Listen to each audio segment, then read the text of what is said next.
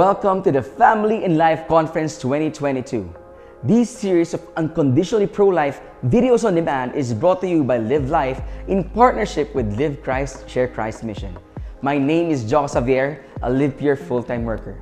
Now, the question is, what do you call someone who is not happy about his or her assigned sex at birth and feels that there's a mismatch between his or her psychological identity and biological sex, and as a result, the person experiences clinically significant distress? Any guesses? A transgender person? Or a better guess would be a person with gender dysphoria. From a theological perspective, the experience of this interior conflict is not sinful in itself, but must be understood as a disorder reflecting the disharmony caused by original sin. It is a particularly painful experience of the wounds we all suffer as a result of original sin. Hence, every individual experiencing this condition should be treated with respect, justice, and charity. Now, let me share with you 3 truths that will help us understand gender dysphoria. Number 1, human sexuality is a gift. We are embodied spirits. We don't have a body and a soul. We are a body and a soul in union. This means our bodies are in no way mere instruments we can use according to our whims.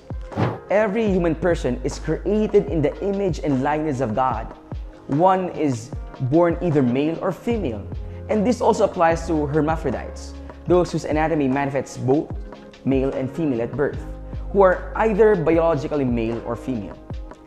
The transgender ideology claims that a person's biological sex and personal identity have no necessary connection and could in fact contradict each other.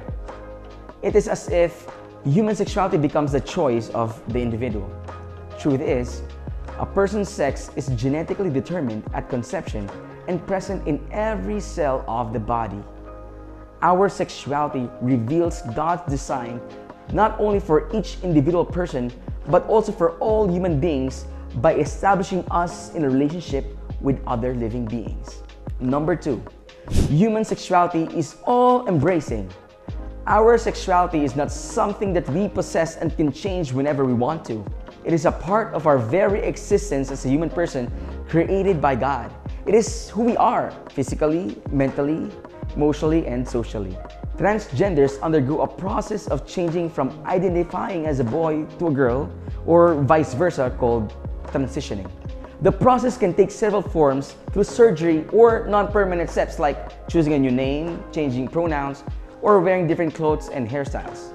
The so-called transitioning might change a person's appearance and physical traits, but does not in fact change the truth of the person's identity as male or female, simply because human sexuality is much more than the physical and the psychological, and no amount of hormones or surgery can really change who we are. Number 3, when we love, it is not just the body or the soul, but it is the totality of the human person who loves. Human sexuality is the modality of the manner in which we relate to ourselves, to all the other people, and to God. We always exist and function as sex persons, and at no time that our sexuality isn't part of us. Simply said, we always exist and function to love and be loved. Differences between man and woman are oriented towards the good of marriage and the flourishing of family life. Sexual difference is at the heart of the family. Children need and have a right to a father and a mother. Transgenderism describes a person's romantic or sexual preferences. Hence, it rejects the capacity of a person to live and give life to the fullest. Man and woman are created differently, but are made for each other, and this complementarity, including sexual difference, draws them together in a mutually love-giving and life-giving union.